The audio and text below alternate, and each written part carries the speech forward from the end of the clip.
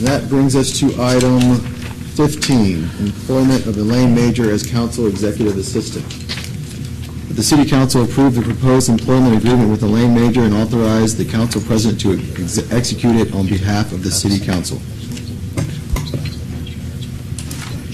All right, we have a motion and a second. Council President, Yes. if you go back to item 14, there was a supplemental budget resolution. Yes. We don't have to do that. We don't have to do that. We're good to go, so that's full. Yes, Councilman Bear. Thank you, Mr. President. I will not be supporting this tonight. And, I was hoping to avoid getting into personal discussions about employees that have done such a great job for our city, and Elaine is one of those for sure. The fact is we've got an employment contract in front of us to pay Ms. Mager $62,550 a year, and here are the duties listed.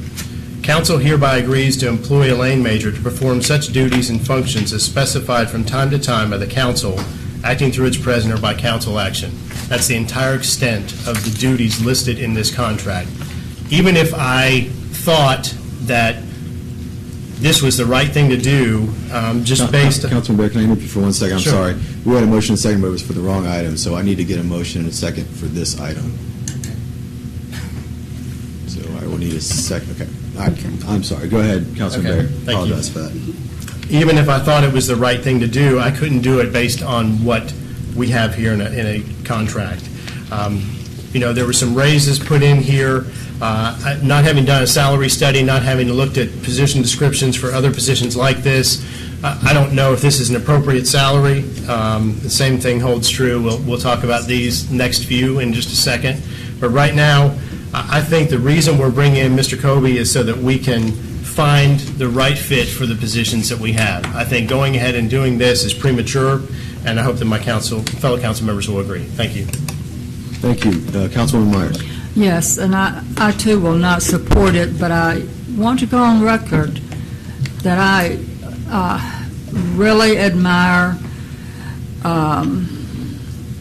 Elaine Mager. I've known her for many years, and she does a great job for council, and she's dedicated, she's passionate about doing a good job for us, and I just think she's a wonderful person.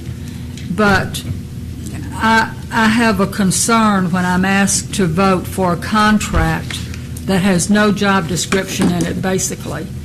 At the February 12th meeting, we were given some proposed job descriptions, and it would put, let me see, it would put her salary, top salary for that position at $63,607. And it calls for, I don't know what Ms. Mager's qualifications are. I'm just having to guess that this job description that we were given and never discussed at the February 12th meeting is the job description. This contract makes no reference to this job description. It doesn't incorporate it by reference. It does nothing. And I've never seen an employment contract where you hire somebody and you say, okay, we're hiring you and we'll figure out what your job description is later. I've never been hired like that. And this is a contract. This is what's binding, is this contract here. And there are no job descriptions. There's no way to measure the employee's performance. There's no evaluation process. And I just think it's unconscionable to follow a process like this. This is taxpayers' money we're spending, and I'm not going to support it. I think what we need to do is continue the way we're going here and allow us the opportunity to sit down with Mr. Coby and figure all these job positions out and what they should be doing and what our needs are. But this contract does not address that. And also there's some attachments that, like the prior action of council isn't attached here. So I won't be supporting it for that reason.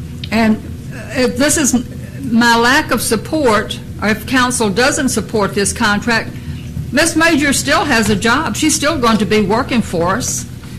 She just won't be getting a raise. So at this time, so that's my position. Thank you. Mr. Wells? Thank you, Mr. President. Just not to comment on the wisdom or not, or whichever way you all choose to vote on this, but just to present a fact to you, the form of contracts that you have on these items came from Mr. Sisson and Mr. Barker. They are the city's standard form of contract. What the city does is they employ everybody under this generic contract that, you're correct, doesn't say what you do. It does name the title that you're being hired into, and the contract incorporates by that title, by reference, the job classification of whatever job it is the employee is being hired into. The job classification is 2 or 3 pages long, and it has great detail of what you're expected to do. And so just so that you understand why the contracts are as sparsely worded as they are, that is the city's standard way of doing these things. Thank you. Yes, Councilman Wu. Thank you very much, Mr. President. I believe Mrs. Mager has been at the city 49 years. And there was a time period she was the only person working with council. Only person. And if this is what we do to people we love, I hate to see somebody come before us that we didn't like. Thank you very much, Mr. President. Thank you. Ms. Myers. I'm sorry, wait a minute. Is she gone? Okay. Ms. Canada-Wynn, I was going to say, she's already spoken once, so Ms. Canada-Wynn, go ahead. Yes, I do have a question. We talk about raises here. Is in this salary, does it include a 3% raise or 5% raise? What does it include? I believe it's Mr. Wells. Yes, Ms. Canada-Wynn, in discussion with some of the folks that are involved in the personnel issues here, it proposes for Ms. Mager a 15% raise. She hasn't had one since 2007. Okay, and another question, Mr. President. When the package was being developed, it went through Mr. Barker, it went through Human Resources, everyone, it went through staffing. Correct, yeah, Mr. Barker did help us along with the contract. Okay, help along with the contract. And the reason the raises are important is because the mayor, he sends out this letter every year asking us what's important to us as a council, in each council. And for 3 years, I always put staff raises on there. Now, whether or not we get the staff raises is a different issue, but I always put it on there, staff raises. 15% is a lot, but Ms. Majors has been with us for 49 years. 49 years have worked and sometimes been the only person that has worked for us. And I don't see that that's necessarily out of character for us. Another thing is, in this, in having him, Mr. Coby, define whether or not we're going to have these positions. Well, the person is going to be here 49 years. That person may or may not be here for the next year. I believe in giving that person their flowers while they're here and not when they're gone for this. So it's not necessarily out of character, but it's 15%, though, is a lot. So I am concerned about, the 15%. That is a lot. I got 3.5% for a raise as a public servant. So 15% is quite a bit. And I will just get to the other ones about how much that raise is. Will we be able to come back to raises later on during the budget process with these individuals if it is not proved tonight, Mr. Yes. President? Mm-hmm. Okay, thank you. Mr. Wingate. Well, I would say that the employer has a responsibility to to come up with a job description. And I would think if you went back to the personnel people and asked for a job description, they would provide you one. I wouldn't think a person could work on a job for 49 years and, not have a job description. And whenever they're evaluated, I'm pretty sure HR evaluates people at some point. They are evaluated against the job description that they have and how well they're doing that. So it's on the city to provide the job description, and I'm pretty sure they've got one somewhere. Councilwoman Myers. Yes, in response to, well, I guess, Mr. President, it's your motion, your agenda item, so I think what should have been included, if it's not included in the contract, it should have been included in this memorandum, is whatever job description she has. If it isn't included in the contract, it could have been attached to this memorandum so that we would know what her job description is. But we're being asked to just approve a generic contract, and if the job description isn't in there, fine. But if you want me to vote on it, I should have had it in this memorandum, and it isn't in here. And Mr. Wingate made a good point. The city has a job description for Ms. Mager somewhere, so it should not have been that hard to get and attach it to this. So I'm just not going to, we can revisit this again down the road when we have our meetings with Mr. Coby and figure this all out and obtain Ms. Mager's job description, her official job description. And I do have a big problem with the type of raise that's being proposed here. And I just have a real problem with that, especially in light of how other employees may view these types of raises. So I'm not going to support it at this time. Thank you. Councilman Baer. Thank you, Mr. President. Has Councilman Spencer spoken once? I haven't. You He haven't? hasn't, but he just pushed his buttons. You can, if you'd like to. I'll defer to him. Go ahead. Okay. Go ahead, Councilman Spencer. Thank you.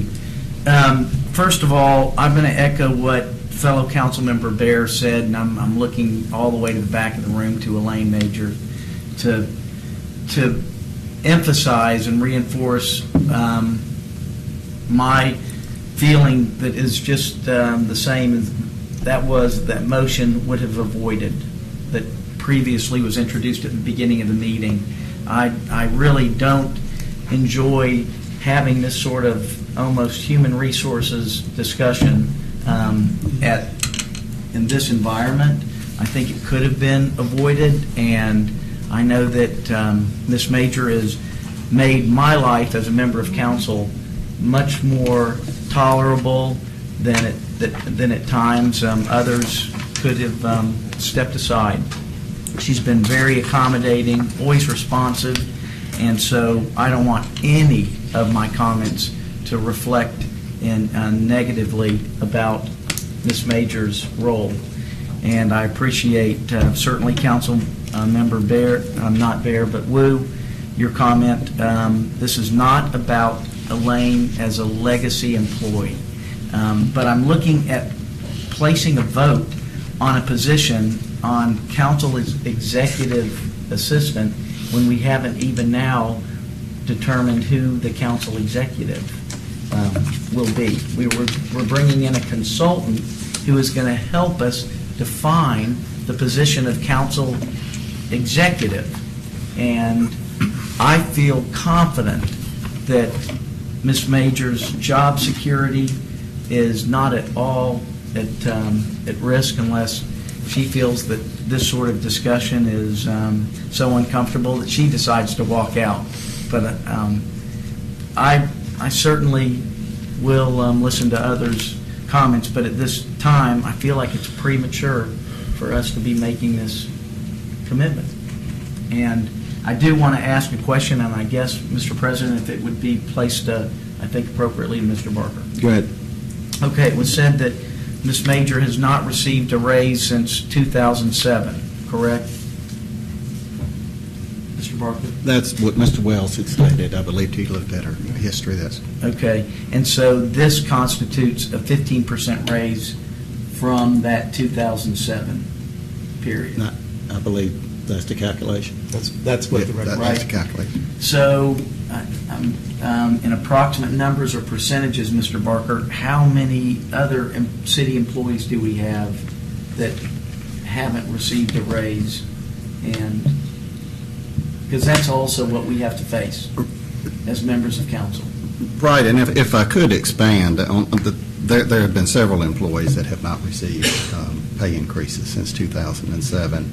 As a matter of fact, I think the council is aware that the majority of any type of step longevity, all that was done away with when the economy went down.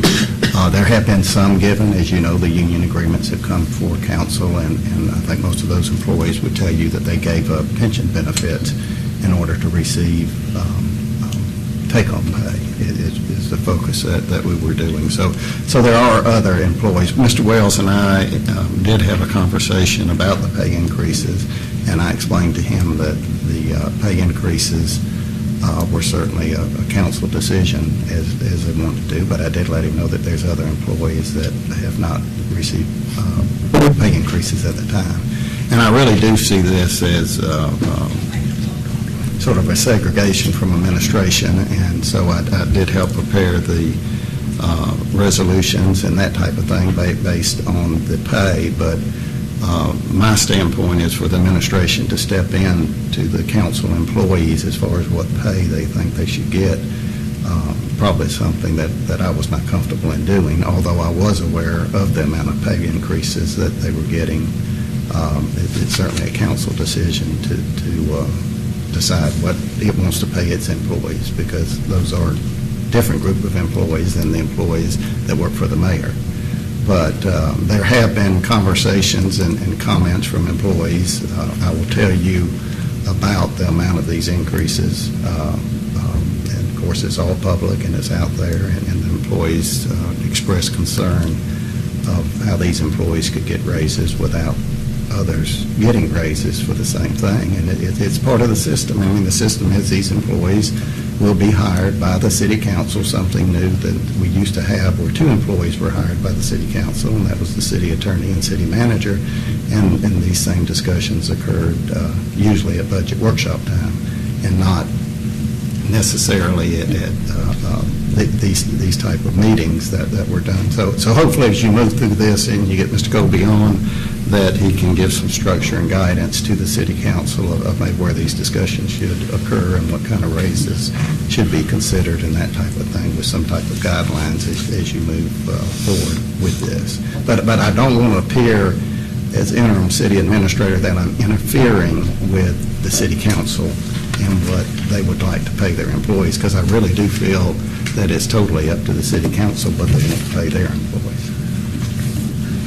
Thank you. And I think, Mr. Barker, you just used two words that help me feel comfortable in looking forward to and anticipating Mr. Coby's role as a consultant, and that is I look forward to him providing us structure and guidance as we make this sort of decision. Thank you. Councilman Gray, are your lights off? Or you No, I was. Okay, Thank you, Mr. President. Mr. Wells mentioned that there are these pages of job descriptions, but the fact is all of these positions are new. They're council positions. We have not written the job descriptions. We've not approved job descriptions. They're not in our packet. All we have to go off of is a small amount of duties that are listed in there, which it's nothing. They'll do what we want them to do at the guidance of the president. You can tell me there's job descriptions. I haven't seen it. And the other thing that's very interesting to me is that when we talked about this issue, the original motion by Mr. Tahar for our Councilman President Tahar for Mr. Coby was to make him council administrator, and I thought, well, if we're going to hire somebody, it'd probably be an executive, not some new position.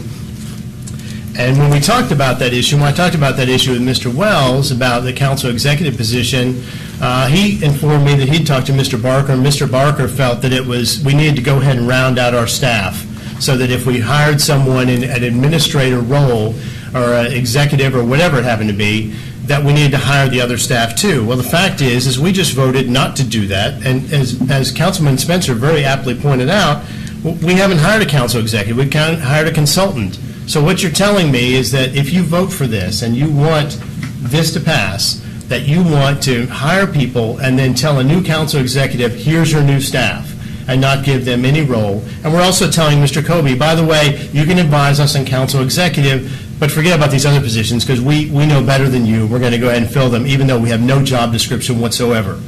And I think that's the wrong way to go. This has nothing to do with Ms. Mager, Ms. Gaines, or Mr. Wells as far as their qualifications. This has to do with us doing what's right as a council and not screwing this up the first time. Because there are people watching us, there are citizens watching us right now, and they see these raises, they see this lack of information we put out there, something orchestrated by, I think, Mr. Wells, these positions and these contracts, and I think it's wrong. And I think we shouldn't vote on it. We should not vote for this tonight. I think we should let Mr. Coby give us the input that he will be able to give us and decide, where should we go. And Elaine's not going to lose her job over this, and we're not recommending her to be terminated at this point. Thank you. Councilman Wu? Thank you very much, Mr. President.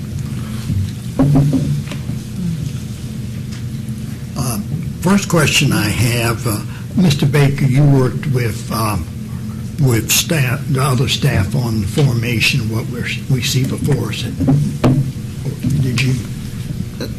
I was notified, Councilman Wu, of the process and prepared the budget resolutions. And like I said, explained that, that other staff have not received pay raises, but I understood that it was simply up to the council to decide how much they wanted to pay, and it really was not an administrative issue.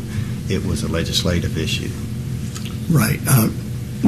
As far as council staff, to my knowledge, we only have two people, Mr. Wells and Ms. Mager. Well, yes, sir, you have two individuals who are hired by the mayor who is assigned to city council. And currently, Ms. Gaines is also one of the employees. Right, and Mrs. Gaines. Yes. So the only people that we have control over raises would be the people, those three. Would that be correct or incorrect? Once you decide to hire those employees, yes, you could pay your employees, as I understand the charter, anything that you would want to within the limits set within the charter. And this is not to put you on the spot, and you can choose not to answer it if you wish.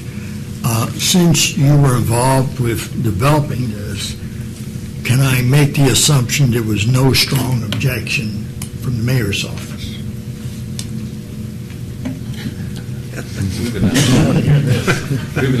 As I said, you may choose not to answer. No, I do want to answer because I want it very clear that it is a legislative issue in my mind. It does affect the mayoral employees, who are the rest of the employees of the city.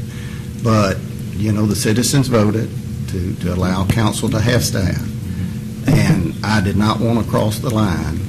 And the way I understand the charter on this particular provision, you can hire your staff. You can hire 800 or 900 people, as I understand it, in the provision that the citizens appointed, and they could all work for the city council, and the mayor could have as many employees as he wants. That's as liberal as the amendment is, as I've read it. So it's certainly a legislative issue because it is your staff and what you would want to do with your staff and what benefits you would want to pay that staff. Okay. But it does affect the mayoral employees, and I think council understands that, and that's what they're wrestling with now.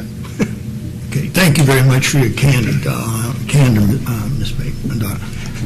Ms. Barker, I appreciate it very much. Thank you, Mr. President.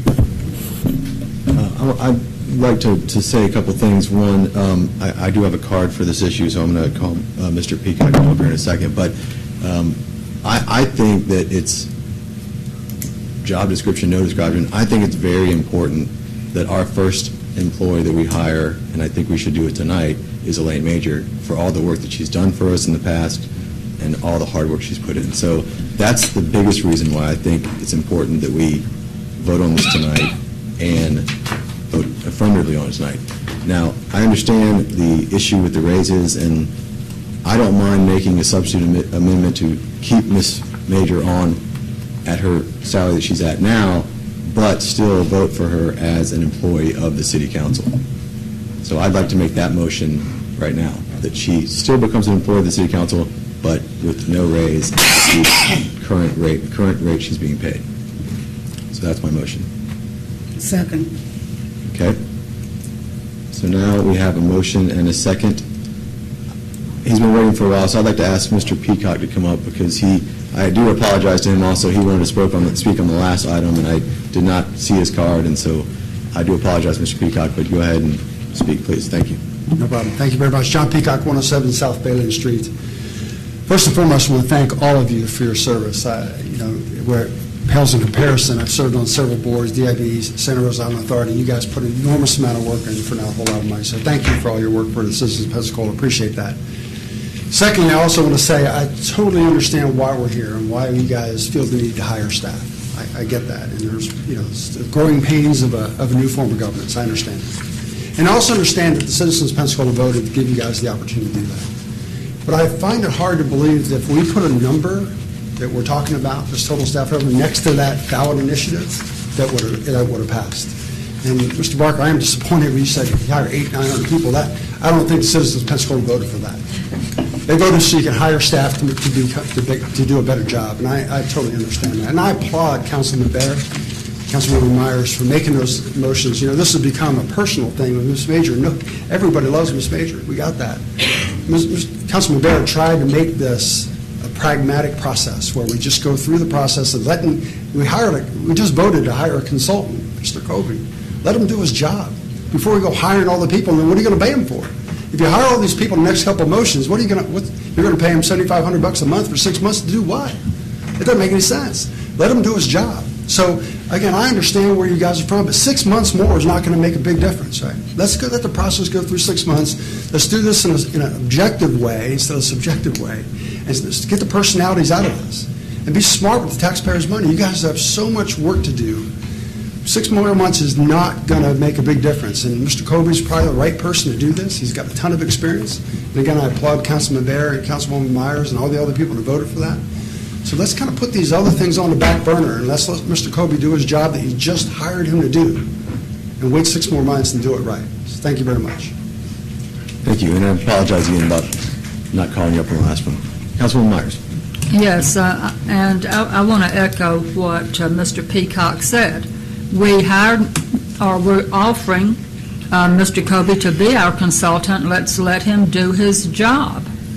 And I think it is dangerous when we create positions for people rather than the job that needs to be done. That's not and as much as I love Ms. Mager, she's a fantastic person. When Ms. Mager is no longer here, we're still going to have a job position, and it's going to need a description. It's going to need benchmarks written into it that whoever comes after her will have to be evaluated by. So it's not about Ms. Mager, it's about the job that needs to be created. And the fact that this motion does not provide her with a raise really, to me, is pretty irrelevant. What I'm concerned about is that we need to create a job description that's very well defined.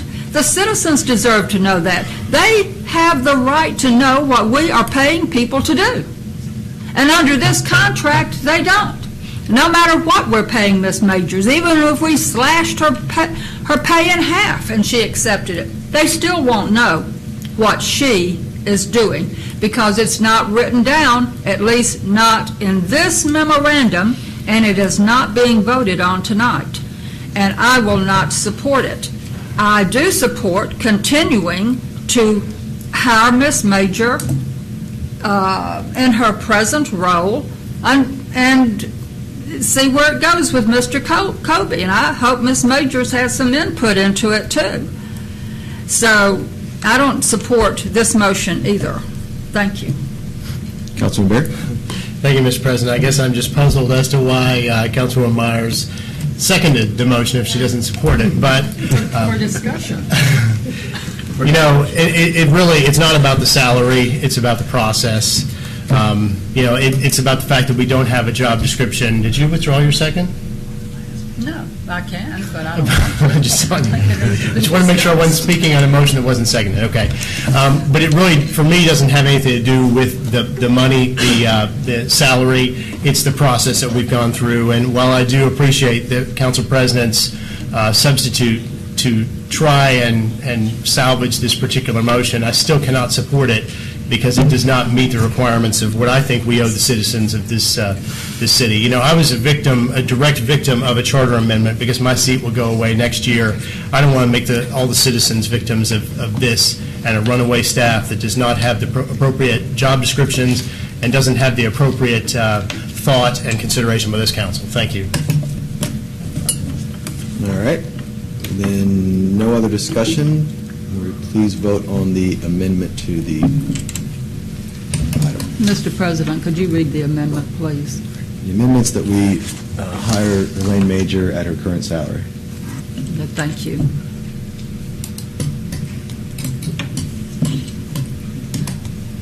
All right, motion fails 3-4. So we're back to the original motion, which is hiring Ms. Mager at a 15% increase. Any other discussion? All right, please vote. All right, motion fails 3-4.